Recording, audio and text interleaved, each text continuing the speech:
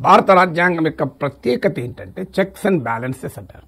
అంటే ఏ వ్యవస్థ చేతిలో అధికారాలు కేంద్రీకృతమై ఉంటే ఇంత విశాలమైన దేశంలో ప్రమాదకరము అని. అందుకే కేంద్రంలో ఒక పార్టీ, రాష్ట్రాల్లో మరో పార్టీ అధికారంలో ఉండే వెసులుబాటు. చట్టసభలు చట్టాలు చేస్తాయి, అవి రాజ్యాంగబద్ధమా కాదా కోర్టులు చెప్తాయి.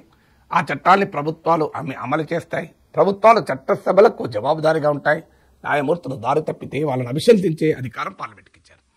దీన్నే సెపరేషన్ ఆఫ్ పవర్స్ అంటారు. కేశవానంద భారతి కేసులో సెక్యులరిజం, ఫెడరలిజంతో పాటు సెపరేషన్ ఆఫ్ పవర్స్ కూడా బేసిక్ స్ట్రక్చర్లో భాగము అని చెప్తారు. ఇప్పుడు బేసిక్ స్ట్రక్చర్నే ప్రభుత్వాలు అటాక్ చేస్తున్నాయి. పార్లమెంటరీ సావరిటీ పేరిట చట్టసభలకే సర్వాధికారాలు ఉండాలి అని చెప్తున్నారు. కోర్టులు పరిధిలోకి ప్రభుత్వాలు ఎంటర్ అయ్యే ప్రయత్నాలు చేస్తున్నాయి. ప్రభుత్వాల పరిధిలోకి కోర్టులు అతిక్రమించే ప్రయత్నాలు చేస్తున్నాయి. మన అనేక రూపాల్లో దీన్ని చూస్తున్నాం. న్యాయమూర్తుల నియామకం మా చేతుల్లో ఉండాలని ప్రభుత్వాలు చెప్తున్నాయి. లేదు, పూర్తిగా న్యాయమూర్తులే డిసైడ్ చేసుకుంటారని కోర్టులు కొలీజియల్ సిస్టమ్ పట్టుకొచ్చాయి.